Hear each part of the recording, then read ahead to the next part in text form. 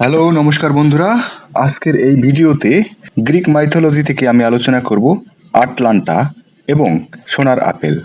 আটলান্টার মানে হচ্ছে equal in weight.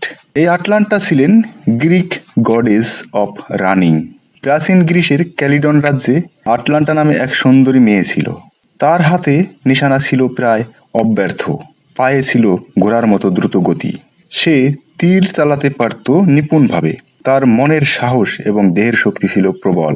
Atlanta বনে বনে পুরুষদের সঙ্গে শিকার করে বেড়াত। শিকারে তিনি পুরুষদেরকে বারবার করে পরাজিত করে চরম আনন্দ পেতেন। শৈশবে ছোটবেলায় আটলান্টা একদিন দৈববাণী শুনতে পেল। দৈববাণীটা ছিল এরকম যে তার জীবনে বিবাহ চরম দুর্ভাগ্য ডেকে আনবে। তার অনিচ্ছা সত্ত্বেও তাকে একদিন না একদিন বিবাহ করতেই হবে এবং তার সুন্দর জীবন সমাধি সেই বিবাহের মাধ্যমেই ঘটবে। মনুষ্য জীবনের সুখের স্বর্গ পেতেই আটলান্টার পরাজয় ঘটবে, পতন ঘটবে। এই অশুভ ইঙ্গিতপূর্ণ দৈববাণী আটলান্টার মনের সুখ এবং শান্তি নিঃশেষ করে দিল। যৌবনে তার শিকারী পুরুষ বন্ধুরা বারবার তাকে বিয়ের প্রস্তাব দেয়, কিন্তু আটলান্টা সবাইকে অগ্রাহ্য করে চরম অপমান করে। তখনকার দিনের বীর পুরুষ আর রাজপুত্রের অভাব ছিল না।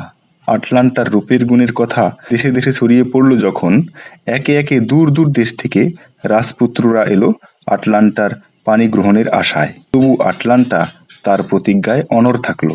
বিবাহ করে না সে, করবেও না, এই ছিল তার প্রতিজ্ঞা।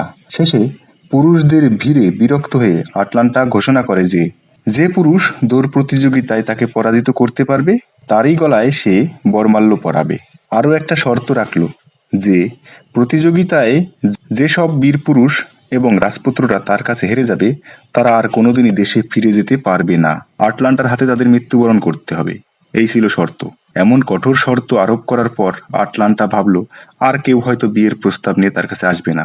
যদি আসেই সে সত্যিই আটলান্টাকে ভালোবেসে তার হাতে মৃত্যুবরণ করতে আসবে। খামাখা বিয়ের জন্য জীবন উৎসর্গ করতে চায় এমন কজন লোক আছে? আর আটলান্টা তো আগে থেকেই জেনে গেছে যে তাকে দৌড় প্রতিযোগিতায় হারাতে পারে এমন পুরুষ পৃথিবীতে একজনও নেই।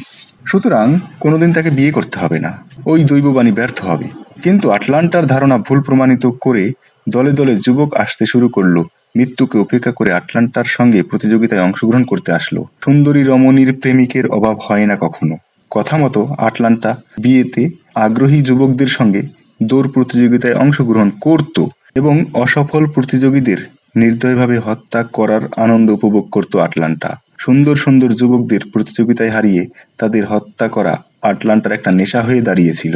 এবার মেলানিয়ম নামে এক যুবক এলো আটলান্টার সঙ্গে প্রতিযোগিতায় অংশ নিতে।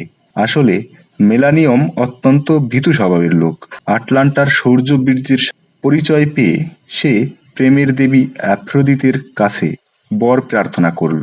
আর আমরা জানি মাইথোলজিতে দৈববাণী ফলবেই, তাই মেলানিয়নের মতো ভীরু স্বভাবের যুবকও আটলান্টার সঙ্গে প্রতিযোগিতায় অংশগ্রহণের স্পর্ধা প্রকাশ করে।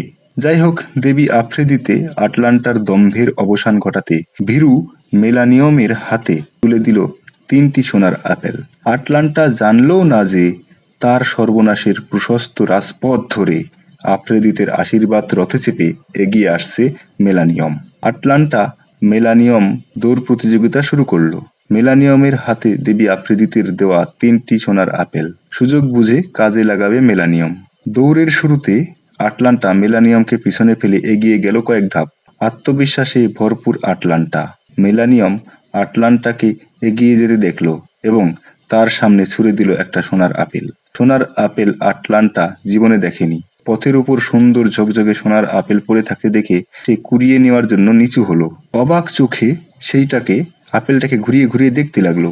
এই সুযোগে মেলানিয়ামকে এগিয়ে যেতে দেখে আটলান্টা আবার দৌড় শুরু করলো এবং অল্প সময়ের মধ্যেই আবার মেলানিয়ামকে পিছনে ফেলে এগিয়ে গেল। আটলান্টার গতিরোধ করার জন্য মেলানিয়াম দ্বিতীয় আপেলটা ছুড়ে দিল আটলান্টার পথের উপর। আটলান্টা আবার সে একই কাজ করলো। সুযোগ বুঝে মেলানিয়াম এগিয়ে গেল। দু হাতে 2টি আপেল নিয়ে আটলান্টা ছুটতে শুরু করলো আবার। অনায়াসে মেলানিয়ামকে অতিক্রম করে এগিয়ে চলল আবার। মেলানিয়াম যখন দেখলো আটলান্টা এবারও তাকে পরাজিত করে স্থির লক্ষ্যের দিকে এগিয়ে যাচ্ছে, হাতের শেষ সোনার আপেলটি ছুড়ে দিল আটলান্টার সামনে, পথের পাশে, দৌড়ের জন্য নির্ধারিত পথের বাইরে। এবারও সোনার আপেল দেখে লোভ সামলাতে পারল না আটলান্টা। পথ ছেড়ে পথের থেকে দূরে আপেলটা কুড়িয়ে আনতে গেল। এবার মেলানিয়াম দ্রুত গতিতে আটলান্টাকে পিছনে ফেলে ছুটতে থাকলো। আটলান্টা যখন আপেল তিনটি বুকে চেপে আবার ছোটার পথ ধরল, মেলানিয়াম তখন লক্ষ্যে পৌঁছে 2 হাত বাড়িয়ে অপেক্ষা করে আছে আটলান্টাকে বুকে টেনে নেওয়ার জন্য। বেচারি আটলান্টা মেলানিয়ামের প্রতীক্ষারত ব্যাকুল হাত দুটোর মধ্যে ধরা না দিয়ে আর পারল না। মেলানিয়ামের বুকে আছড়ে পড়ে কান্নায় ভেঙে পড়ল আটলান্টা। সে বুঝতে পারল যে তার জীবনের চরম পরিণতি মেলানিয়ামের বেশে এগিয়ে এসেছে তার কাছে। এতদিনে তার অহংকার শেষ হয়ে এলো, জীবনের গতি স্তব্ধ যেন তার হয়ে গেল। সে আজ ধরা পড়ে গেল, শৃঙ্খলিত হলো তার স্বাধীন সত্তা, সে বন্ধনে আবদ্ধ হলো। তারপর কোনো একদিন শুভ দিনে অশুভ সংকেতের নির্দেশে মেলানিয়ামের সঙ্গে বিয়ে হলো আটলান্টার। দৈববাণী বিফলে যায়নি। চন্দ্রের দেবী আর্তেমিস দ্রুত গতি সম্পন্ন আটলান্টাকে সিংহীর রূপ দিল, মানে তাকে সিংহী হিসেবে পরিণত করে ফেলল তার রূপলি রথ টানার জন্য। আর্তেমিস এটা করেছিল আটলান্টাকে দিয়ে, এই সিংহীটাকে দিয়ে তার রূপলি রথ টানার জন্য। মেলানিয়নও ছাড় পেলেন না। আটলান্টার সঙ্গে তার গভীর সম্পর্ক, তাই সে হলো সিংহ। আটলান্টাকে বানানো হলো সিংহ, দেবীর রথের বাহন। সেই কবে থেকে আটলান্টা এবং মেলানিয়াম আর্তেমিসের রূপলি রথ পূর্ব থেকে পশ্চিম আকাশে টেনে নিয়ে চলেছে তো চলেছেই, তার কোনো হিসেব নিকাশ নেই।